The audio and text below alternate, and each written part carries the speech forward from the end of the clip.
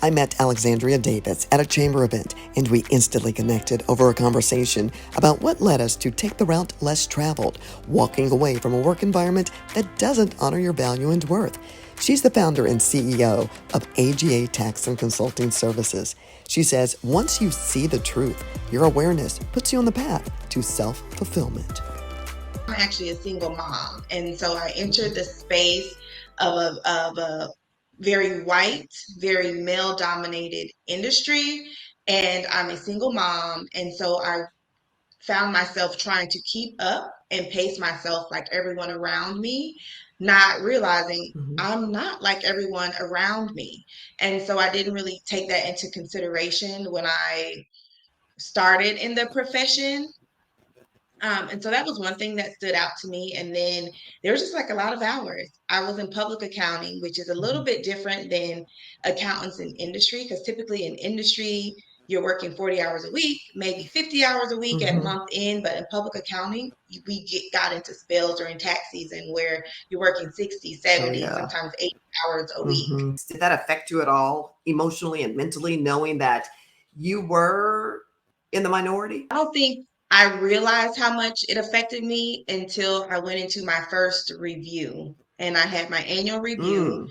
and I was very emotional. And I couldn't believe that I had gotten such rave reviews because I was comparing myself to a lot of my peers and feeling like I was less than. So I will definitely say it affected my confidence. And then since leaving public accounting, I would say I had a little bit of PTSD almost, and not realizing how Wow. impacted I was by being in that environment, and then having what I've come to learn was imposter syndrome, feeling like I'm not good enough.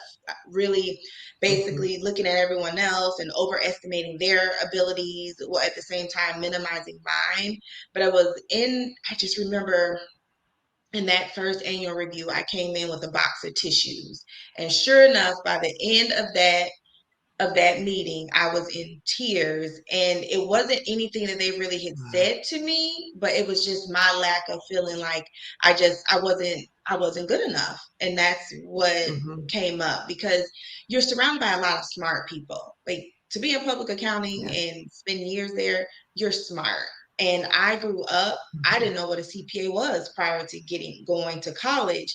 And so it felt very foreign to me. And so Mhm. I always felt like I just wasn't measuring up. After that review, at what point did you tell yourself, okay, I am good enough? And when did the shift happen for you to let you know I need to go out and branch out on my own? Crazy enough, it probably didn't start until maybe 7 or 8 years after that review. Really? And it didn't really start until I left, had stayed with the same company for about 7 years, and then finally Mhm. just had wanted to leave probably 4 years into my career. But I stood Mhm. around making all sorts of excuses. But when I finally left, and I said, well, let me try a different firm to see if public accounting is the issue, or if it was the firm that was the issue. And I went into another firm, and I just got all these rave reviews.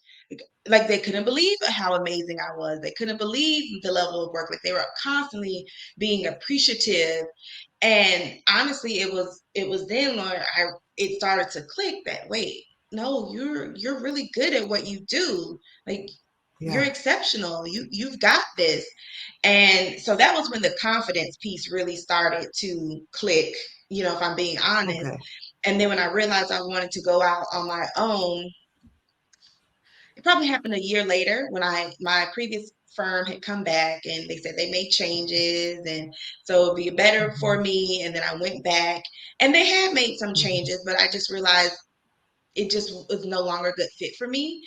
And by that time, I had a second child, and I really realized this is not where I want to spend my time. I had been repairing a relationship with my older daughter, because for Mhm. many of her years I was climbing the corporate ladder, and I missed out on a lot. And I said, I Mhm. don't want to do it this way.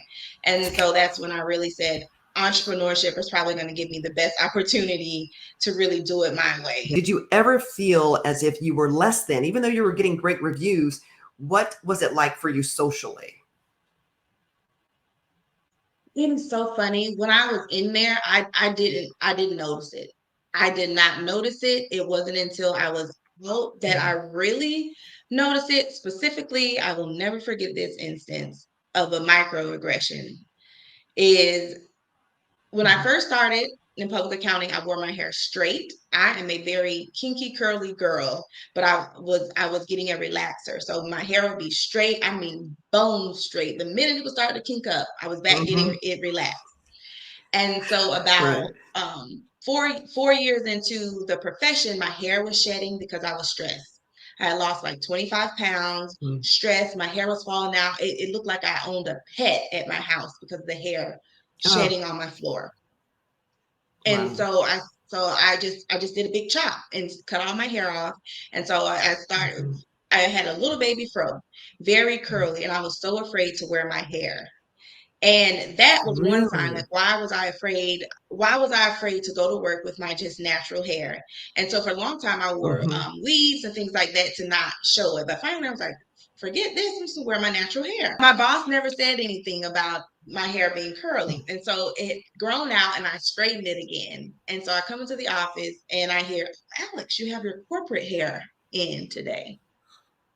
Ooh. Oh. Ooh. So my Did you curly bristle? natural I was like, oh, I mean, that is something that really stood out to me because I'm like, oh, Yeah. so my natural curly hair, no compliments, say nothing, nothing with the hair that Mhm. grows out of my Mhm. head, like the way it does. But the minute I straightened it, now it's my corporate hair. Well, what was the other hair? So that was an instance of a Mhm. microaggression, which I honestly I didn't know what the definition of that was when I was in public When it accounting. happened. So that was Mhm. one instance, and then the other instance is the pay discrepancy is when you are now befriending some of your coworkers and you realize what they're being paid versus what you're being paid, Mm. and you're like, hmm, okay, Hmm. that's How, interesting. how did you find out? Take me back to that moment when you found out and what you felt when you found out. What did you think? How did you feel in that moment? Because that is a trauma that people don't realize when you hear you find out the truth that you're making less than your counterpart and perhaps you're even better than your counterpart. It does something to you that lasts forever. How did it Yeah, yeah. affect you? Well, it happened at happy hour, and you get to know your coworkers, and we're talking and chatting, and then Mhm. they shared what they were making when they left versus what I'm making while I'm still there, even though I wanted to leave, and I'm just like, the sad part is that it wasn't surprising. I wasn't Mhm. surprised because sad to say, but I had seen it before. I'd heard it Mhm. before, but then to actually know that it's happening is totally different. Yeah. So it was like a gut check almost. Yeah, it was because it's just like, wow, Mhm.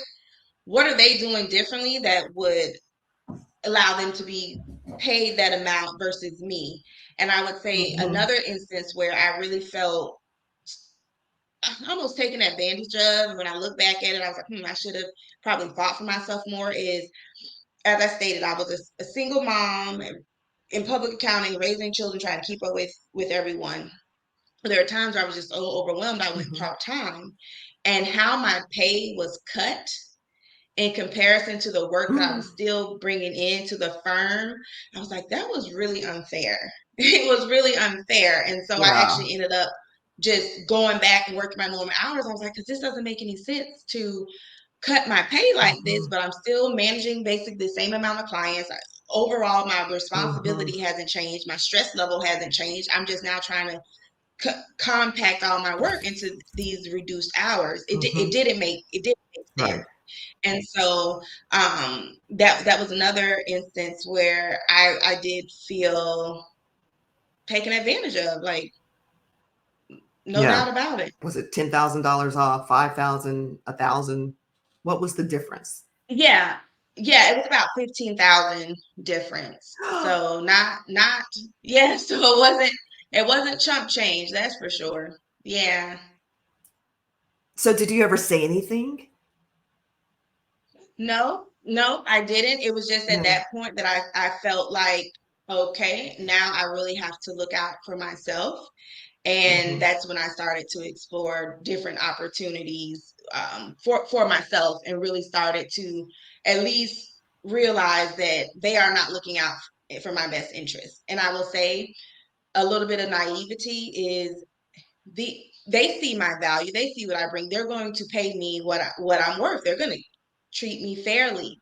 That is the biggest lie. And even when I talk to other women now who are like, maybe I should Hmm. stay, when they're unhappy, I'm like, no Hmm. way. I said, you better look at what your market is paying, get a feel for what is out there. I said, because Right.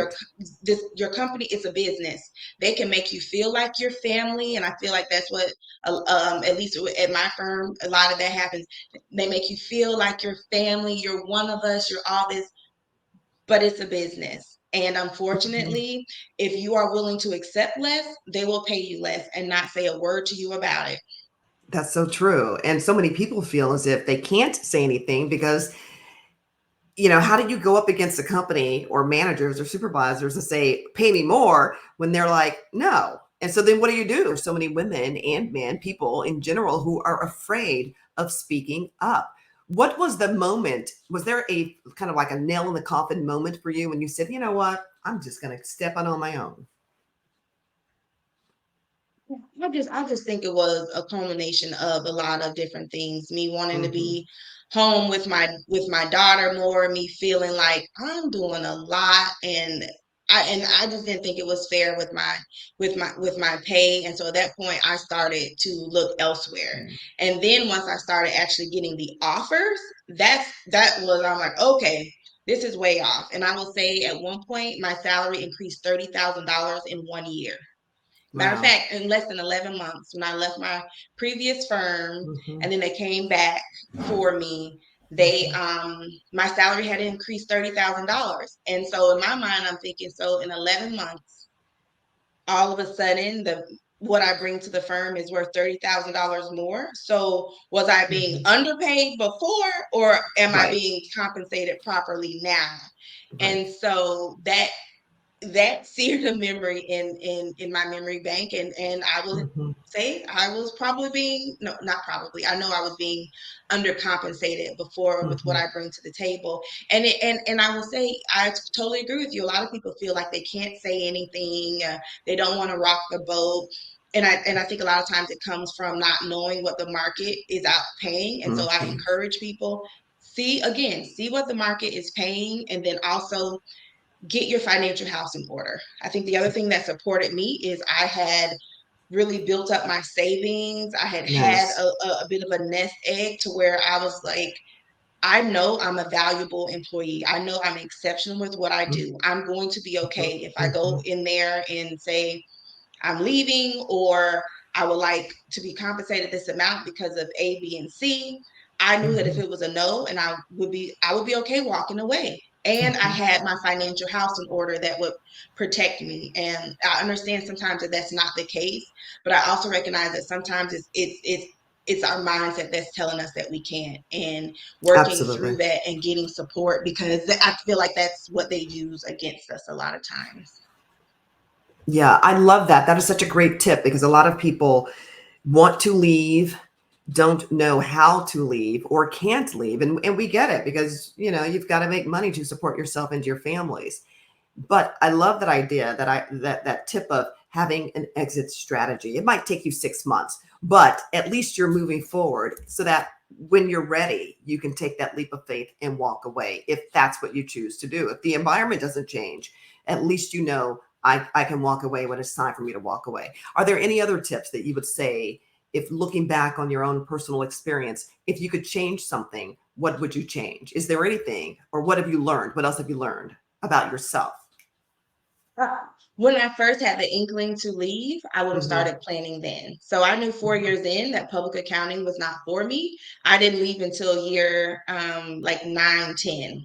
Okay. And so a lot of it was, I call it toxic loyalty, where I felt like Mm. I was ready to put in my notice, but then another key employee put in theirs. And so then I was like, oh, they need me. I can't I can't do leave. this to them.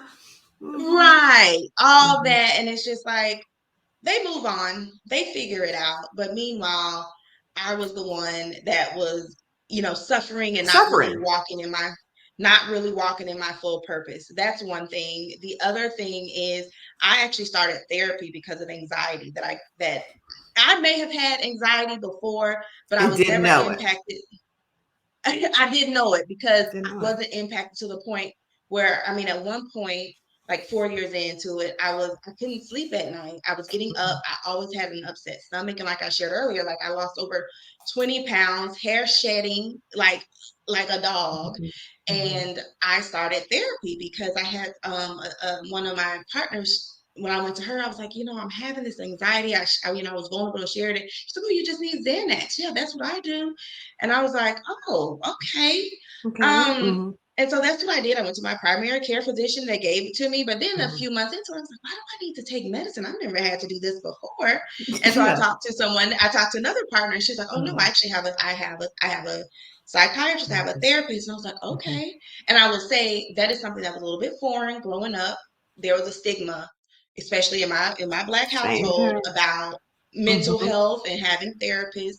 But that was one of my best decisions. So if Oh I my could go gosh, back, yes. I would get support from a therapist sooner. And quite frankly, within the first two meetings, my therapist told me, it's your job. You need to leave.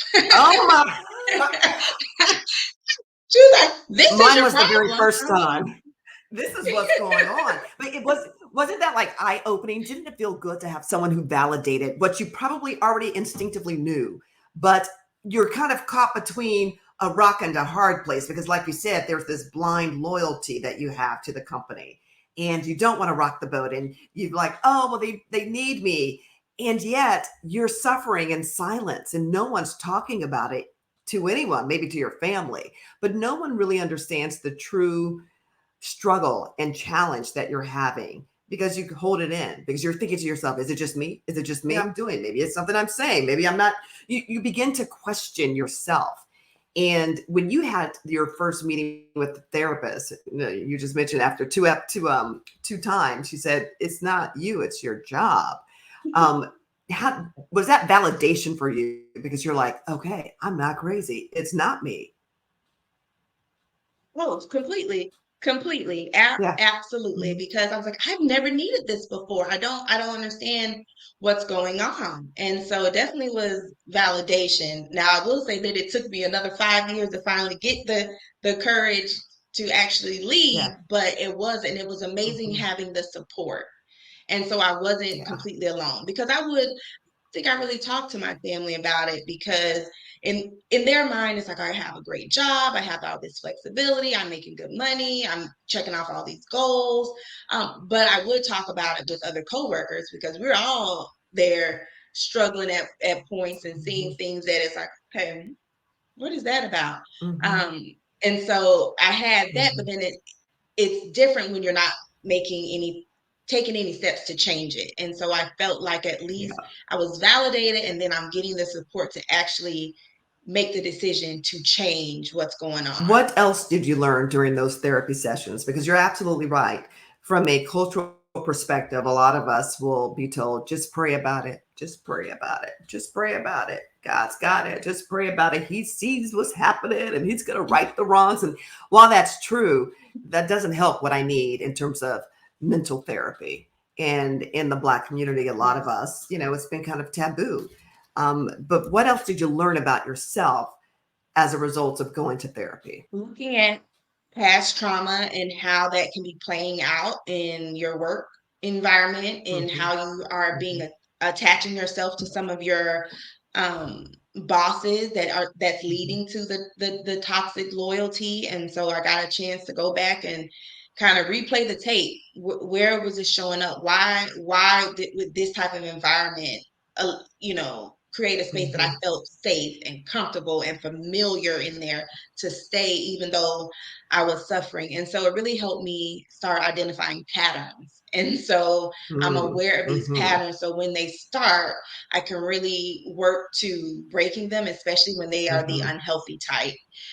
So I learned about that. I learned about something called like codependency, and that is something mhm, that I still actively work through because it mhm, shows up in all areas of your life. And what I found is how you do one thing often is how you do others. And so if I'm showing up and accepting this type of treatment at work, I found I was also accepting it in relationships, Mm-hmm. sometimes friendships, and really identifying what are the characteristics of the people that I lower my boundaries for. I also learned about Yes. boundaries, boundaries, Mm. boundaries, Mm. boundaries. Those, Mm-hmm. my friend, are like, it's like, okay. And I learned that my boundaries are for me, not someone else. And Right. I have to set the boundaries and respect the boundaries. Because if I don't, they won't. And They it's just going won't. to lead to Yes. frustration. So that's probably another really big one, is really looking at what my boundaries are and why they're in place and how they are going to serve and protect me. Mm-hmm. And that has been really, really helpful in, I would say, getting my worth back, because that is something that I Yes. personally have struggled with, is worthiness and feeling Mm. like I'm worthy of receiving the treatment that I desire and deserve. And so really coming home to that, that was another Mm. major item in therapy that I found. And it's different for different people. Like Right. some people, I show up and I'm like, this is the only thing that I'm Mm-hmm. willing to accept. And then instances like at work, I realized that I was showing up feeling like I was less than, and that it was an Mm. area of feeling like I wasn't worthy. And so really looking to that and making sure that I'm standing up for myself, because I am Yes. worthy. I am enough. Mhm. You absolutely are. We absolutely are enough. And for us to be authentic when we show up, that we are literally living our authentic selves.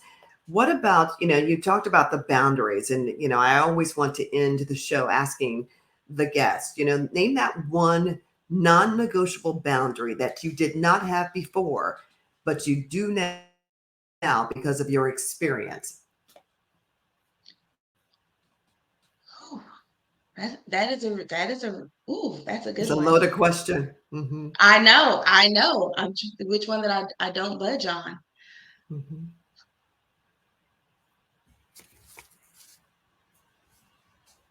That's a tough one. You've got me on that one.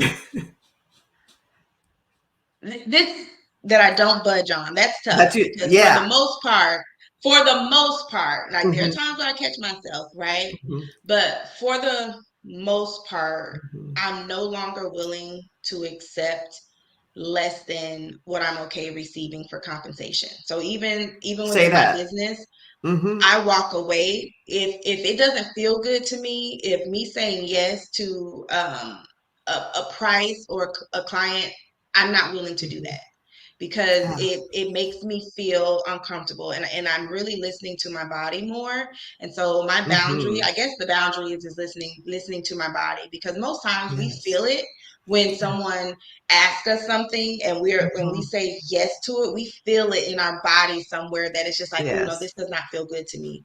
And so Mhm. really tuning into that, and saying no when I need to, Mhm. that is the non-negotiable that I truly am honoring now, because of Yes. the boundary and just going through the process. Because like I said, yeah, you can feel it when you are saying yes, and it's like, no, no, no, I don't really want to, but I don't want to hurt feelings. I don't want people No. to think that I'm this way or that way. And it's just like, well, that's not on me. How someone feels, Mhm. I have literally no control over No that. control over that. Oh my gosh, that is so good. I mean, that is so good because at the end of the day, you can only control yourself and how you feel and how you show up in the world. And having that boundary of, no is a complete sentence without having to give explanations. Just no.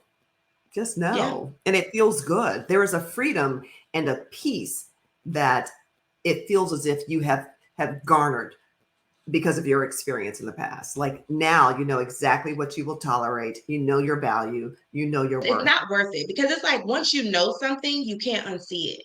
You Hmm. can't unsee it. And like I said, sometimes you have your boundary, and there are times where for whatever reason you may not honor it, but you feel it. And so you realize, ooh, that's not worth it. I don't want to do that again.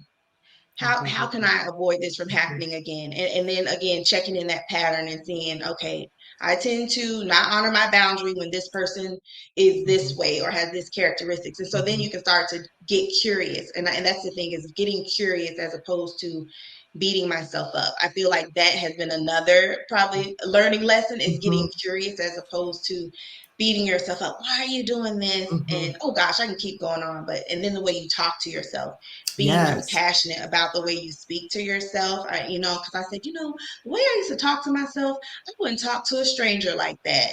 And yet here I was talking down to myself, really being aggressive. And I'm like, no, that doesn't serve me. I need to love on myself and speak to myself with love. And that has been game changing, and it really allowed me to be compassionate to myself and understanding. And I demand that now from others. I love it. We love you. We love you, love you, love you. Thank you so much for being open and honest about your personal experience in an effort to help other people, because that's what this is all about. It's raising our voices, our collective voices, and talking about these issues and helping one another out, regardless of race, creed, culture, background, because everyone has worked in a hostile environment. Everyone has experienced some level of workplace trauma. And I believe that as much as we have experienced it, we're smart enough to find out and figure out what the solutions are, because it's got to stop. And we have the ability to help make it stop. So thank you for being part of this movement. I appreciate you. I'm so excited for you. You are a rock star.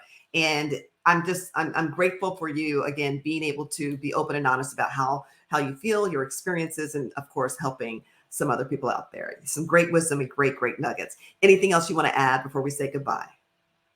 No, just thank you for your voice and being brave enough to start this movement, because it's not easy, but you are spot on. There's no need to suffer in silence. We can get solutions, and especially when we have you and the community that you are developing. And I thank you for everything that you're doing.